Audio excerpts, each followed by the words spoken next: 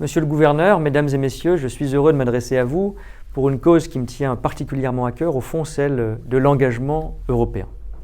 Nous en avons besoin plus que jamais au sortir de la crise, car il n'y a aucun projet politique qui se développe, qui survit, qui s'enracine sans un engagement, sans un sentiment d'appartenance, sans une attention à sa jeunesse et un enthousiasme de sa jeunesse.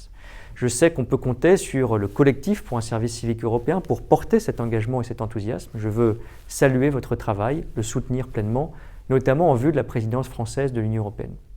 L'Europe a fait face durant la crise. Nous avons réagi avec un modèle européen dont nous devons être fiers, un modèle de solidarité, unique au monde pendant cette crise, et de protection, et de démocratie, car nous n'avons jamais renoncé au débat, à la controverse, parfois à la polémique, qui fait aussi notre société et notre goût du débat en Europe.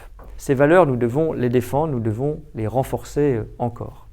Et l'après-crise doit être concentrée plus que jamais sur l'espoir et l'avenir de la jeunesse.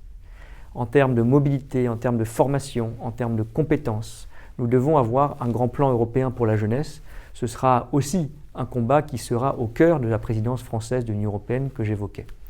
Nous devons réfléchir de manière très large en développant Erasmus, en l'élargissant, pour que les apprentis qui aujourd'hui sont très peu encore à bénéficier de ce programme ou à même le connaître, puissent très largement en bénéficier. Pour qu'à la fin, chaque jeune ait une forme de capital européen qu'il puisse utiliser, faire fructifier quand il se forme, quand il veut lancer un projet d'entrepreneuriat, pour qu'il ait un soutien, une expérience à l'étranger, un soutien financier par les dispositifs de la Banque européenne d'investissement par exemple.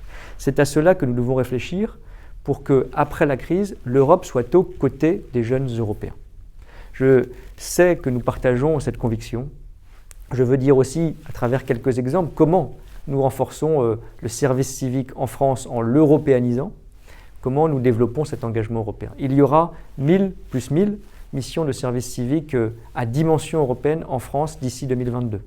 1000 services civiques seront consacrés à l'Europe en France pour des jeunes qui veulent en bénéficier et 1000 missions de service civique en Europe bénéficieront aussi à des jeunes Français. Nous portons cela avec Sarah El Haïry et nous voulons aller encore plus loin.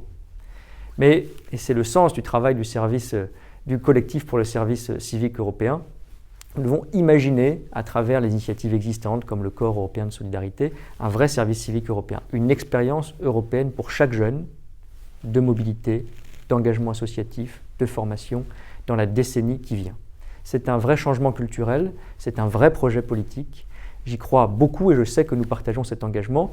Réfléchissons-y ensemble dans le cadre notamment de la conférence sur l'avenir de l'Europe à laquelle je vous invite, les jeunes en particulier, à contribuer massivement en ligne ou dans les débats que nous organiserons après l'été.